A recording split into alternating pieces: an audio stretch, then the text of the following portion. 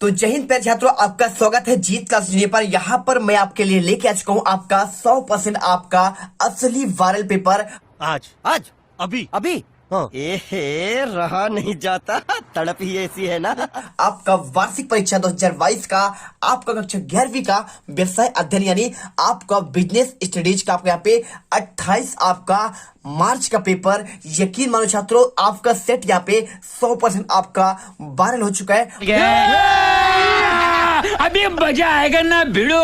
और यहाँ पे यदि आपने यहाँ पे पूरे के पूरे क्वेश्चन आप आज की इस वीडियो में मैं आपको पूरे क्वेश्चन और उनका आंसर दिखाऊंगा, टॉप करोगे, गारंटी है आपके 80 में से 80 पक्का आएगा। सेट आपका कोई भी हो, यहाँ पे सेट ए हो, सेट बी हो, set C D E F, सभी छात्रों के लिए 100% आपका यहाँ पे वायरल पेपर। और अभी तो रुको, क्लाइमैक्स अभी बाकी। और यकीन मानो टॉप कर दोगे, गारंटी है 80 में से 80 नंबर लेकर आओगे। तो आपको यहाँ पे देखिए, सबसे पहले क्या करना है, आपको यहाँ पे कुछ आपके निर्देश आपको पढ़ने पड़ेंगे, ठीक है। तो व्यवसाय अध्ययन के पेपर में आपके यहाँ पे टोटल आपके 23 क्वेश्चन होंगे और आपको यहाँ पे 3 आवर आपको यहाँ पे समय और आपके टोटल आपके यहाँ पे नंबर आपके 80 होंगे, ठीक है। आपका पैटर्न यहाँ पे रहेगा 1 से 5 तक के क्वेश्चन वस्तुनिष्ठ आपके 1 अंक के, और इसके बाद 6 से लेकर 23 तक के सभी क्वेश्चन आपके यहाँ पे अथवा सहित आंतरिक विकल्प मतलब आपका अथवा सहित, और आपके यहाँ पे 6 से 15 के क्वेश्चन 2 अंक के, आपके शब्द सीमा 30 अंक, और इसके बाद प्रश्न क्रमांक आपका 16 से लेकर 19 तक के क्वेश्चन 3 अंक के रहेंगे, आपके 75 शब्द सीमा, और इसके बाद 20 से 23 तक के प्रत्येक आपके क्वेश्चन 4 अंकों का होगा। तो आपको यहाँ पे हिंदी और आपको यहाँ पे इंग्लिश मीडियम के क्वेश्चन आपको मिल जाएंगे, ठीक है। तो पूरे प्रॉपर तरीके से आपको यहाँ पे क्वेश्चन आप देख लीजिए। और चलिए यहाँ पर हम आपके पेपर का आपको डायरेक्टली यहाँ पे आपको मैं यहाँ पे आज मैं पेपर नहीं दिखा रहा हूँ, आपको यहाँ पे डायरेक्टली क्वेश्चन और उसके आंसर दिखा रहा हूँ कुछ इशू के कारण, ठीक है। तो चलिए फटाफट यहाँ पे क्वेश्चन रट लेना। और यहाँ पर यदि आप पहली बार विजिट कर रहे हैं तो वीडियो को दिल से लाइक कर देना, साथ में आपको यहाँ पे चैनल को सब्सक्राइब कर देना है। तो देखिए छात्रों, आपको यहाँ पे क्वेश्चन नंबर आपको आज के इस वीडियो में आपको यहाँ पे 6 से लेकर आपको यहाँ पे 23 तक के आंसर बताने वाला हूँ। आपको ऑब्जेक्टिव के आंसर आपको नेक्स्ट वीडियो जब यहाँ पर आपको पेपर दिखा जाएगा तो आपको पूरे क्वेश्चन और उसके आंसर आपको दिखा दिए जाएंगे। इसमें यहाँ पे 6 से लेकर 23 क्वेश्चन, तो पहले 6 से लेकर 15 तक के क्वेश्चन करते हैं आपके 2 अंक वाले।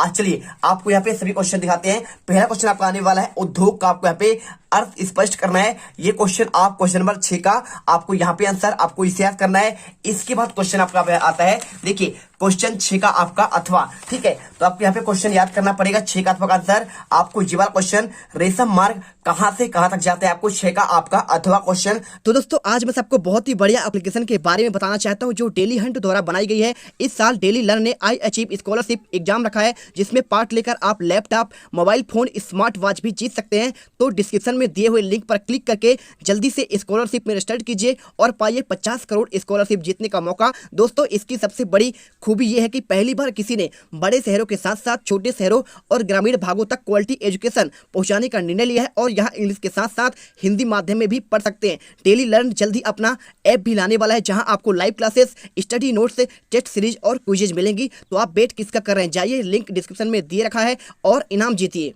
डाउट मत करना, यहाँ पे आपको मैं पेपर नहीं दिखा रहा हूँ, लेकिन गारंटी से कह सकता हूँ कि आपके क्वेश्चन इससे बाहर एक भी नहीं जाएंगे, ठीक है। 6 नंबर हो गया। अब इसके बाद आपका 7वां क्वेश्चन, तो 7वां क्वेश्चन आपको यहाँ पे मिलेगा। आपको यहाँ पे क्वेश्चन आएगा, आपको यहाँ पे सहकारिता किसे कहते हैं, आपको ये क्वेश्चन पूरा आपको आंसर यहाँ से लेकर आपको यहाँ तक करना है। देखिए आपको सहकारिता शब्द मतलब होता है सहधनकारिता, 2 शब्दों के योग से मिलकर बना है। सह का अर्थ होता है मिलकर, और कारिता शब्द का अर्थ होता है यहाँ पे कार्य, ठीक है। इस प्रकार सहकारिता का अर्थ है साथ साथ मिलकर कार्य करने से।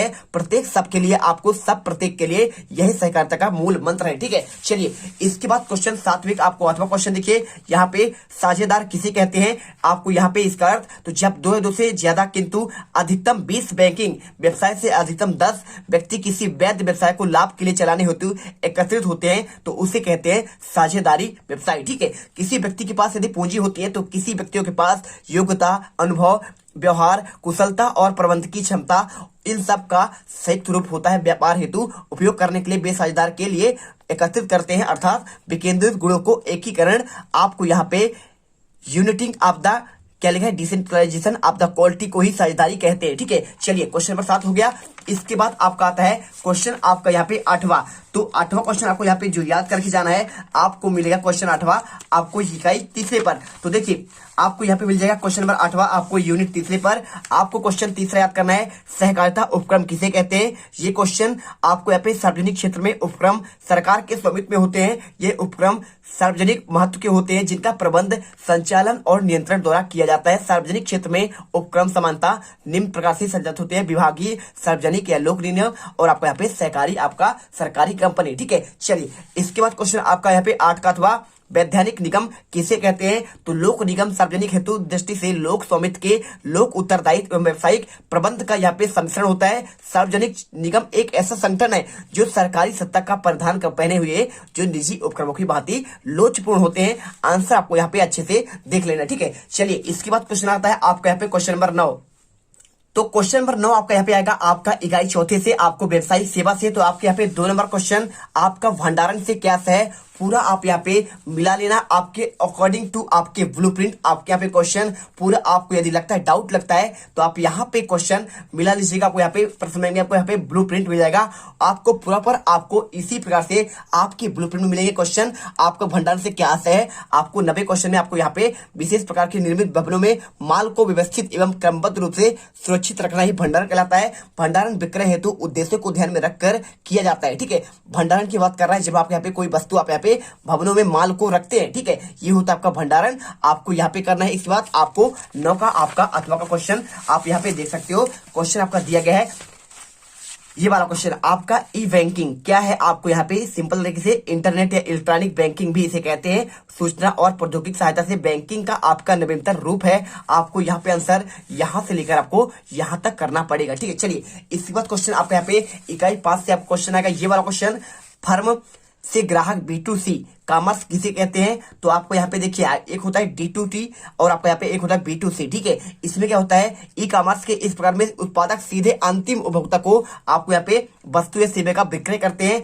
ऑनलाइन शॉपिंग भी कहते हैं। ठीक है, जब भी आप अमेजॉन से, फ्लिपकार्ट से कोई सामान मंगाते हैं तो आपको यहाँ पे एक होता है डायरेक्ट टू डायरेक्ट सर्विस और एक आपका यहाँ पे तो B2C। मतलब क्या होता है, आप इसे सीधे किसके कस्टमर तक आप पहुंचाते हैं। आपको यहाँ पे सबसे भारतीय website radio on the net है जिसने ऑनलाइन सौदे में भारतीय क्रेडिट कार्ड को सक्षम बनाया। इसे ग्राहक कंपनी के रूप में कॉल सेंटर पर शिकायत भी कर सकता है। कंप्यूटर की भाषा B2C कहते हैं। कुल ई कॉमर्स लगभग 25% इसी से होता है। चलिए इसके बाद क्वेश्चन आपको यहाँ पे 10वें का अथवा देखिए क्वेश्चन आपको यहाँ पे आएगा ई व्यवसाय से क्या है। आपको आंसर ई व्यवसाय मतलब इंटरनेट के माध्यम से व्यापार का संचालन, न केवल खरीदना बल्कि बेचना भी, ग्राहकों के लिए सेवाएं और व्यापार के भागीदार के रूप में सहयोग मिलता है। आपको क्वेश्चन यहाँ पे आंसर आपको करना है। इसके बाद क्वेश्चन आपका 11वां। ठीक है, ठीक है, क्वेश्चन क्या आएगा आपको यहाँ पे क्वेश्चन आएगा आपको यहाँ पे 11वां क्वेश्चन जो आपको मिलेगा छात्रों। आपको ये भी क्वेश्चन 2 अंक का है। आपको 15 तक के क्वेश्चन आपके 2 अंक के ही मिलेंगे।